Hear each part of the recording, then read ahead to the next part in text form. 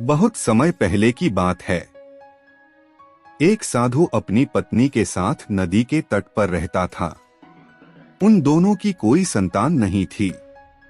उनकी बड़ी इच्छा थी कि कम से कम एक संतान उनके यहाँ जरूर हो। एक दिन साधु जब तपस्या में लीन था, तभी एक चील ने अपने पंजे में फंसी एक चूहिया उसके ऊपर गिरा दी। साधु ने उस चूहिया को घर ले जाने का निश्चय किया, लेकिन उससे पहले उसने उसे एक लड़की में बदल दिया। उस लड़की को देखकर साधु की पत्नी ने पूछा, कौन है ये? इसे कहाँ से लाए हो? साधु ने पत्नी को पूरी बात बताई। उसकी पत्नी बहुत प्रसन्न हुई और वह बोली, तुमने उसे जीवन दिया है, इसलिए तुम ही उसके पिता हुए। इस तरह मैं भी उसकी माँ हुई। हमारे यहाँ कोई संतान नहीं थी, इसलिए भगवान ने इसे हमारे पास भेजा है। जल्द ही वह बच्ची एक सुंदर युवती बन गई। जब वह 16 साल की हुई तो साधु और उसकी पत्नी ने उसका विवाह करने का निश्चय किया। साधु ने सूर्य देवता का आह्वान किया।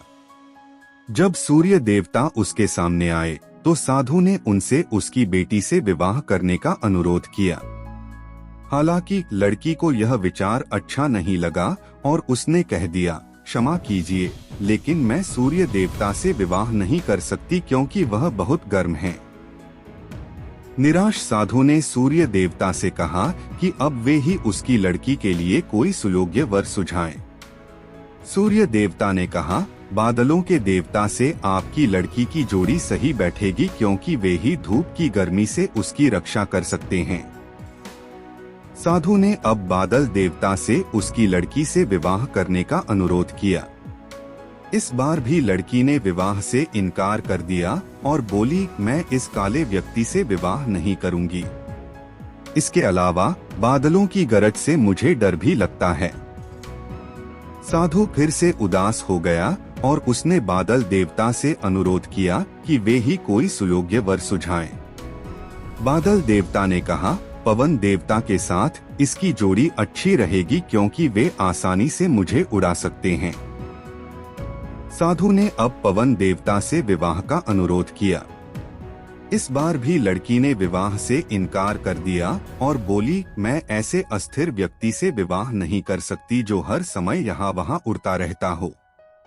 साधु काफी परेशान हो गया। साधु ने पवन देवता से ही कोई सुयोग्य वर सुझाने को कहा। पवन देव ने जवाब दिया, पर्वतों के राजा बहुत मजबूत और स्थिर हैं।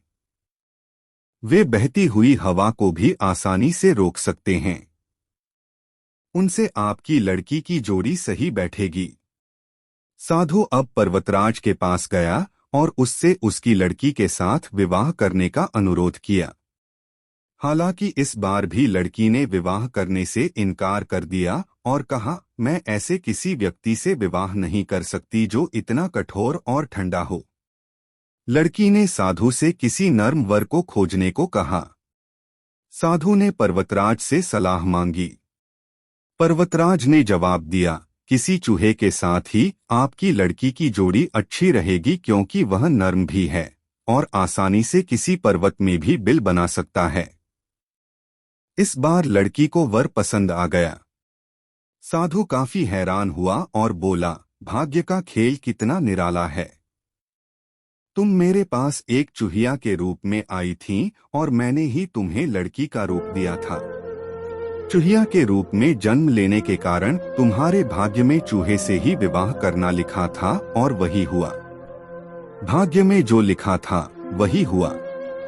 साधु ने फिर से प्रार्थना शुरू कर दी और लड़की को दोबारा चूहिया बना दिया।